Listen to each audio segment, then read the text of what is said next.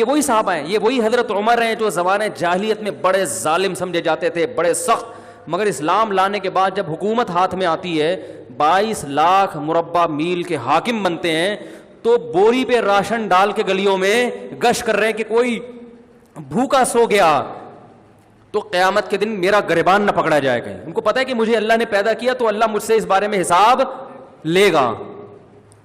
ان کو پتا ہی ہے کہ اللہ پوچھے گا.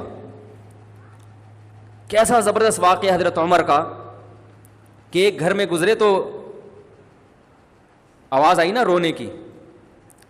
پتہ یہ چلا کہ ایک عورت کے ہاں بچے کی ولادت ہونے والی ہے, پریشان ہے, تو دائی کا انتظام کیا اس کے لیے. گھر میں قحط پڑا ہوا ہے, بھوک سے بچے رو رہے ہیں.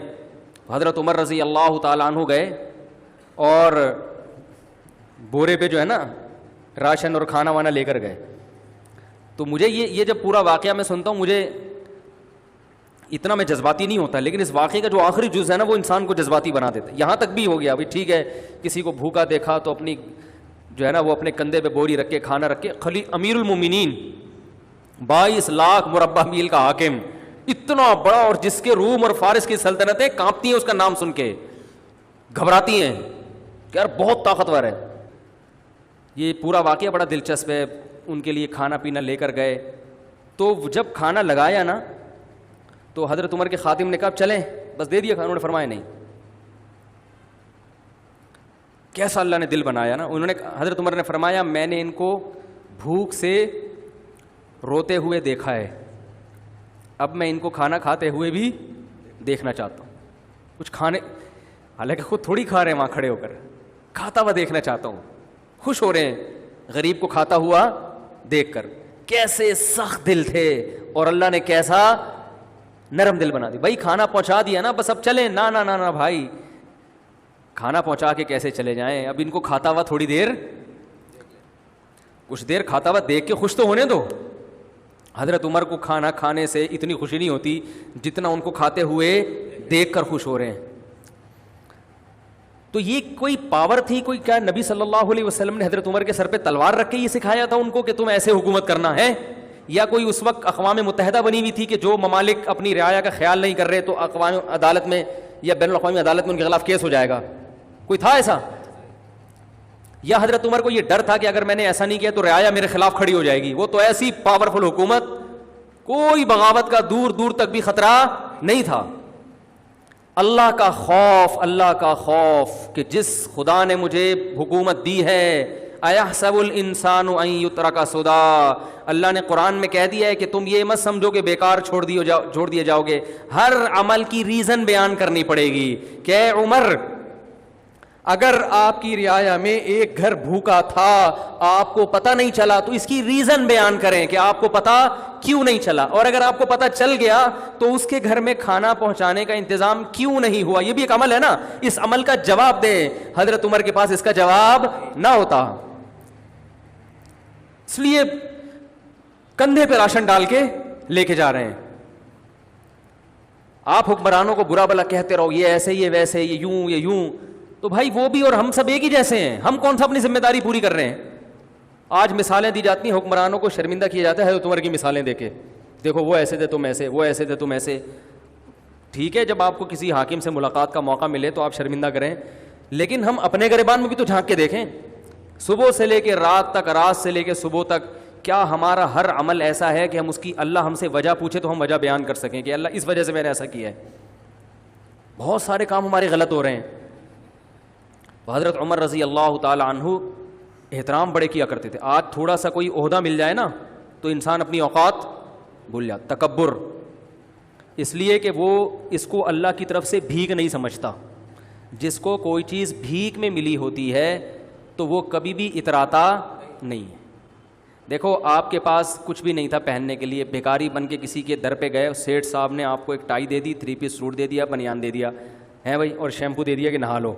نہا کے آپ نے ٹائی وائی پہنی, اب آپ اسی کے سامنے اکڑ رہے ہو اور لوگوں کو یوں یوں کر کے دکھا رہے ہو, تو وہ بولے گا بھائی میں نے دی ہے, واپس لے لوں گا میں. تو جو چیز بھیک میں ملی ہوتی ہے انسان اس پہ اکڑتا نہیں, اور جو اپنے پیسوں سے خریدی ہوتی ہے اس پہ اکڑتا ہے. خود گئے طارق روڈ میں شاپنگ کی آپ نے, اپنی تنخواہ میں سے, آپ کو تنخواہ ملی تھی, اچھی تنخواہ ہے آپ کی, وہاں سے 3 پیس سوٹ ٹائی پہن کے آئے, اپنی گاڑی میں بیٹھے, پھر آپ ایسے ایسے کر کے گھوم رہے ہیں, کوئی شرمندہ نہیں کرے گا آپ کو, بولے گا بھائی السلام علیکم, اللہ نے آپ کو دیا ہے.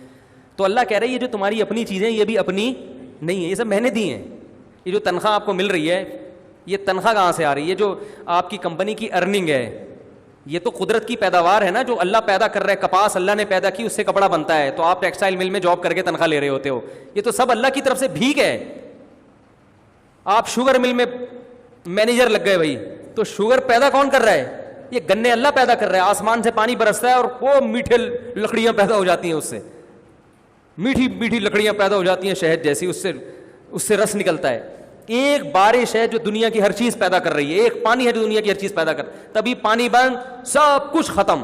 تو یہ سب چیزیں بھیک میں ملی ہیں. تو حکومت بھی کس میں ملی ہے؟ بھیک میں. تو حضرت عمر جانتے تھے کہ مجھے جو حکومت ملی ہے کس میں؟ اللہ نے بھیک میں دی ہے, یہ میرا کمال نہیں ہے. تو لہذا بڑوں کا احترام کرتے تھے. حضرت خولہ بنت ثعلبہ رضی اللہ تعالیٰ عنہ کا بڑا دلچسپ واقعہ ہے. حضرت خولہ بنت ثعلبہ جو تھیں, ان کے شوہر نے ان سے زہار کیا. زہار کہتے ہیں کہ انتی علیہ کا ظہری امی, بیوی کو اپنے ماں کے کسی محترم عضو سے تشبیہ دے دینا کہ تم مجھ پر ایسے ہو جیسے میری ماں کی طرح ہو. تو عرب میں یہ الفاظ طلاق کے سمجھے جاتے تھے.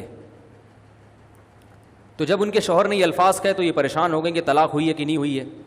نبی صلی اللہ علیہ وسلم کے پاس آئیں, فتح مکہ کے بعد کا واقعہ یہ. عرض کیا یا رسول اللہ, کیا میں اپنے شوہر پہ حرام ہو گئی؟ آپ نے فرمایا حرام ہو گئی. وہ بار بار اللہ کی طرف دیکھتی کہ اللہ کوئی صورت پیدا کر دے. چھوٹے چھوٹے بچے بھی تھے, شوہر سے بہت محبت بھی تھی. پھر جاتی پھر واپس آتی, یا رسول اللہ, جیسے لوگ طلاق دیتے ہیں نا بیوی کو, تو پھر عورتیں بھی آتی ہیں, مرد بھی آتی ہیں, مفتی صاحب 3 دے دی ہیں کچھ تو ہمارے نبی بھی ہمارے نبی کیا کہہ رہے تھے کہ طلاق یعنی نکاح ختم, حرام ہو گئی ہو ہمیشہ کے لیے. اس لیے کہ آپ اپنی طرف سے, تو مفتی بھی اپنی طرف سے کچھ نہیں بتا سکتے. جب بار بار آئیں اور آسمان کی طرف دیکھتیں تو اللہ نے آسمان سے آیتیں نازل کی. قد سمع اللہ, 28ویں پارے کا پہلی آیت, قد سمع اللہ قول التی تجادلک فی زوجہا, تحقیق سن لی اللہ نے بات اس عورت کی جو اے نبی اپنے شوہر کے بارے میں آپ سے جھگڑا کر رہی تھی. واللہ یسمع تحاورکما, اللہ تمہاری سرگوشیوں کو, باتوں کو سنتا ہے.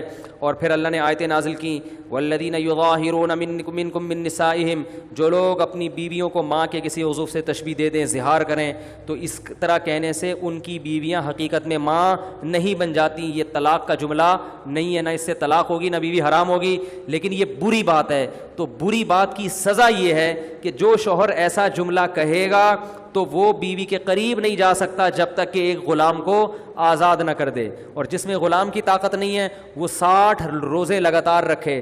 جو 60 روزے بھی نہیں رکھ سکتا, کمزور ہے, بیمار ہے, تو وہ 60 مسکینوں کو 2 ٹائم کا کھانا کھلائے, اس کے بعد بیوی کے پاس جا سکتا. تو اللہ نے آیتیں نازل کی. کیا خیال ہے بھائی؟ اب آیتیں نازل ہونے کا آپشن, اس لیے 3 طلاقیں دیں تو وہیں بیٹھ کے بس سمجھ جائے گا کہ بیوی حرام ہو گئی ہے. ٹھیک ہے نا. اب آگے مفتی کو تنگ نہیں کہ کوئی گنجائش, پھر ادھر سے آگے فتوے آج کل مارکیٹ میں اویلیبل. اور میں بتاتا ہوں اہل حدیث علماء کا میں احترام کرتا ہوں, لیکن 3 طلاق کے مسئلے میں ان کی رائے 100% غلط ہے, بالکل قرآن و حدیث سے متصادم, اجماع امت کے خلاف ہے. اس لیے ان کے فتویٰ سے بیوی حلال نہیں ہوگی. خود اہل حدیث کے لیے بھی اس فتوے پر عمل کرنا جائز نہیں ہے. تو رسول اللہ صلی اللہ علیہ وسلم نے ان کو بتایا کہ اللہ نے تمہاری بات سن لی. تو یہ بڑی ایک فضیلت تھی. یہ حضرت عمر کے دور حکومت میں یہ بوڑھی ہو چکی تھیں, خولہ بنت ثعلبہ جو ہے نا, ظاہر ہے وقت گزر گیا تھا, بوڑھی ہو چکی تھی. ایک دن حضرت عمر جا رہے ہیں تو ان کو پتہ چلا کہ امیر المومنین گزر رہے ہیں, تو یہ بوڑھی ہو گئی تھی. انہوں نے حضرت عمر کو روکا اور ٹھیک ٹھاک سنانا شروع کر دی. تم بادشاہ بنے ہو, تم مسلمانوں کے امیر ہو, تمہیں قوم کا خیال نہیں ہے, تم ایسے کر رہے ہو, تم ایسے, جیسے عادت ہوتی ہے بڑے بزرگوں کی. حضرت عمر سر نیچے کر کے سن رہے ہیں, سنتے جا رہے ہیں, کچھ نہیں کہہ رہے. ایک بات خوب اچھی طرح سمجھ لیا کریں کہ جب کوئی بڑا نصیحت کرے نا, چپ کر کے اس کو سن لیا کرو, چاہے وہ غلطی کر رہا ہو, آپ کے اندر وہ غلطی نہ بھی ہو تو سن لیا کرو. آج کل نوجوانوں میں یہ بدتمیزی بہت ہے کہ باپ سمجھا رہا ہے, ماں سمجھا رہی ہے, فوراً جواب دینا شروع کریں گے, نہیں آپ غلط کہہ رہے ہیں, میں تو ایسا, میں تو ہوئی نہیں ایسا. اگلا کہہ رہا ہے, باپ کہہ رہا ہے بیٹے کو کہ بیٹا تھوڑی محنت سے پڑھا کرو, تھوڑا سا کاروبار بھی سنبھالو, تمہیں اماں انڈے لینے کے لیے بھیجتی ہے, تم دہی لے کے آ جاتے ہو, جتنے انڈوں کا بولا ہوتا ہے اتنے لے آیا کرو, وقت پہ لایا کرو.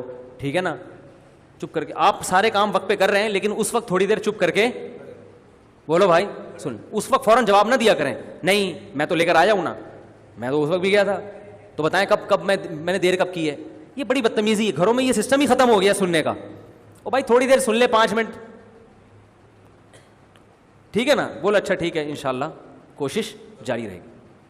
سن لو, پتلی گلی سے نکل لو. ابا سے کون سا 24 گھنٹے کوئی بیٹھے رہتے ہو, یہ ابا ہے یا کوئی بزرگ ہے یا کوئی عالم ہے, کوئی مفتی ہے, کوئی بڑا ہے, کوئی بھی سمجھا رہا ہو, اس وقت چپ کر کے سن لو. بعد میں آپ سمجھتے ہیں کہ واقعی یہ غلط فہمی سے ممکن ہے ان کے دل بدگمان ہو رہا ہو کوئی میرے خلاف, تو بعد میں کسی موقع پر آپ ان کو الگ سے سمجھا دیں کہ یہ کچھ آپ جو ایسی باتیں کر رہے ہیں 1-2 دفعہ تو ٹھیک ہے, لیکن بار بار آپ کریں اس کا مطلب شاید آپ کو کوئی غلط فہمی ہے. تو ایسا نہیں ہے, میں انڈے ہمیشہ ٹائم پہ لے کے, انڈے کی ایک مثال دے رہا ہوں میں تو یہی کرتا ہوں نا سارا دن. تو یہ جو ہے نا ایک دم بدتمیزی کرنا یہ اچھا کام نہیں ہے. کچھ آداب ہوتے ہیں, کچھ تمیز ہوتی ہے, وہ چھاٹ ہوتی جا رہی ہے مارکیٹ سے. تو حضرت عمر رضی اللہ تعالیٰ عنہ اتنے بڑے امیر, لوگ کانپتے ہیں ان کے نام سے, اور ایک بوڑھی عورت کھڑے ہو کر ڈانٹ رہی ہے, سمجھا نہیں رہی, ڈانٹ رہی ہے, بولتی جا رہی ہے, چپ ہی نہیں رہی.